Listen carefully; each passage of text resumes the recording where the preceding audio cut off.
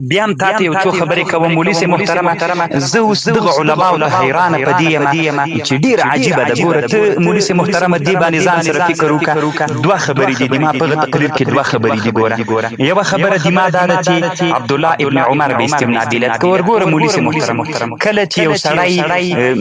ډېره مطالعه کړې وي کله د ذهن نه دا خبر وتلی وي ګوره احیاء العلوم کې امام غزالي رحمه الله په آدابو د نکاح کې داسې لیکي وایي عبدالله بن عمر وكان من زهاد الصحابة وعلمائهم أنه كان يفطر من الصوم على الجمعة قبل الأكل روزه بيني ولي وفي جمعة بما ولا روزه محترم ما كتاب کتلی وی د کتاب نو ما داسې فکر کړی وي چې مثلا ما دلته خو د جمعه مسله د هلته ما نه صرف دومره سوي ده چې استمناء بیلیت ده نو دغه یو انسان د دومره سهو مولوي صاحب د انسان نه خامخا راځي ګوره خامخا دومره سهو د انسان ناراضي ځکه تا ته معلومه ده زه الحمدلله چې تر حده ډېره مطالعه کوم کله په یو مسله باندې بحث کوم آینده کې به داسې پېښېږي مثلا دلته کتاب کې امام غزالي صاحب لیکلي دي چې عبدالله بن عمر صاحب روزه په جمعه باندې له خپلې ښځې سره ماتوله یعنې اول به یې دا کوله صرف محترمه ده د جمعه ټکی دمانه ما فکر کړی چې دا لکه استمناء بیلیت ده زه حیرانه دي علماو ته یم چې ولې علما دومره زیات تعصب او دومره زیات حسد وکړي چې وی دې ته ګوره چې د صحابو په شان کې وی کافر سوی ده نعوذ بالله په خطه به وي چې ما د دوی دپاره ایمان راوړی ده نو دا یوه مسئله محترمه دغه مسئله احیاء العلوم کې امام غزالي ذکر کړي ما مخکې هم په دې بحث کړی سید مرتضی زبیدي هغه وخت کې ما سید مرتضی زبیدي اتحاف نه و کتلی اگر چې همدغه خبر چې عبدالله ابن عمر په جمعه باندې کوله دا بیرته بیا امام زبیدي بیرته رد کړې ده وی دا حدیث اصل نه لري یعنې دا هغه حدیث ته چې اصل نه لري او دویمه مسئله مولوي صاحب دا ذکر کوي چې د صحابو به خپلو زمنو ته امر کو یا خپلو ځوانانو ته به امر کو چې تاسې استمناء بیلیت وکړئ نو دوه ظلم مولوي صاحب محترمه یوه خو دا ده چې ما دغه تحقیق شاګردانو ته کړی ده او بیا مې ګوره همغه ټکی دوی خپروي چې ما ورته ویلي دي چې خیر د طالبانو ورونو کله کله بعضې داسې مسائل وي نو دا په منبر مه بیانوئ نو خو ما خو شخصي دوی ته تحقیق کړی خپلو طالبانو ته مې په درس کې مې تحقیق کړی په ترجمه کې مې تحقیق کړی چې دا په منبر مه بیانوئ نو چې په منبر یې مه بیانوئ نو دوی ولې دغه نشر دا څومره لوی ظلم سو بل دا ده چې ما هلته تحقیق کړی د دوی دا چا چې ثبت کړی د یو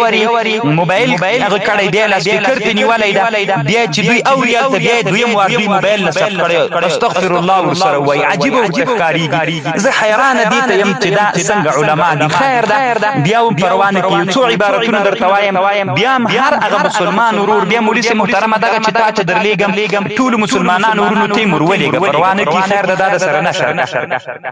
زه یوې خبرې ته حیرانه یم چې دغه علما یا دغه مولوي صاحبان خیر د پروا نه کوي چې څوک حسد لري هغه دې لري خو هغه علماو ته چې هغه د حق طرفدار علما دي وی داسې فکر کوي چې د ده په رایه باندې استمناء بیلیت روا ده هېڅکله د ما په رایه استمناء بیلیت روا نه ده ورونو مسلمانانو ما په دې مفصل تحقیقات کړي همدغه تحقیق کې هم دوی نیمایي نشر کوي ما د حرمت فتوا کړې نو ځکه هم طالبانو ته مې چې هلته د مجوزینو خبرې کړي دي بیا مې ورته ویلي دي چې خیر ده دا په منبر مه بیانوئ یعنې دغسې خبرې چې صحابو خپلو زمنو ته امر کو نو زه یو څه عبارتونه مولوي صاحب تا ته وایم د یو څه کتابونه او هغه مولوي صاحبانو علماو نه خیر ده که حسد هم لري هېڅ پروا نه کوي نو د شیطان به یې منلي وي زه یوه خبر کوم امام ابن الحزم په کتاب المحلا کې لیکلي دي د محلا په 11 جلد کې 401 صفحه کې داسې وایي وعن مجاهد دا تابعي د مجاهد امام مجاهد تابعي ده قال دی كان من مضى يأمرون شبانهم بالاستمناء امام مجاهد وی لمن نه مخکې خلک کله چې تابعي وی چې لمن نه مخکینی خلک څوک ترنه مراد څه کول کان من مضى يأمرون شبانهم خپلو ځوانانو ته امرونه کول بالاستمناء چې تاسې استمناء بیلیت وکړئ د څه دپاره یستعفون بذلک په دې باندې د دې دپاره چې تاسې کله په زنا کې واقع کېدلی یا لواطت کې نعوذ بالله واقع کېدلی استمناء بیلیت وکړئ نو دې استمناء بیلیت په وجه باندې به تاسې خپل ځانونه وساتئ د زنا نه به وساتئ نور عبارتونه درته نقل کوم دغه په کتاب المحلا د ابن حزم کې د نو زه حیران دي ته يم چې دغه مولا چې یوري دماغ د ټلیفوني مکالمه چې سبسه ودا بیا لا سپیکر ته نیولې به د عوامو د پاره د سي نشر کې استغفر الله تبوي چې سمت باندې کافر تو د سي د مسلمان کو پر ته خوشاله نو الله دې په دوی رحم وکي بیا درته وایم مولوی سے محترمه 400 صفحه د کتاب المحلا امام مجاهد وی قال کان من مزا یامرون شبانهم من مزا څوک د خپل امام ابن الحزم کتوای یو عبارت نقل کوي دلته وی والاباحه المطلقه صحيحه عن الحسن باستمنابلیت مبارک اباحه مطلقه د حسن بصری نقل د تابعی ده لعمر ابن دینار نقل ده وعن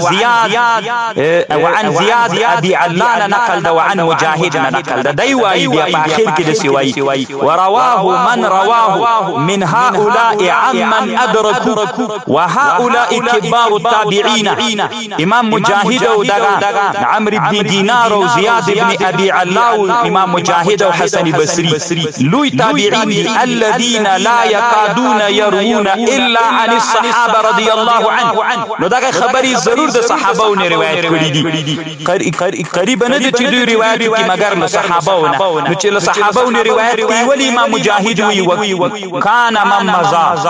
بخاری خلق چې ول د صحابي د تابعین مخکینی څوک دي یامرون شبانهم امر به کو خپل ځوانانو ته ځوانان د صحابه او څوک ول خودی زمن ول بالاستمناء يستعفون بذلك یم هغه مسلمانانو ورونو توایم چې دماغ رائے د جواز نه ده د ضرورت په حالت کې چې زنا او په حرمت او په ګناه کې واقع کېدلې دا یو مسله شوله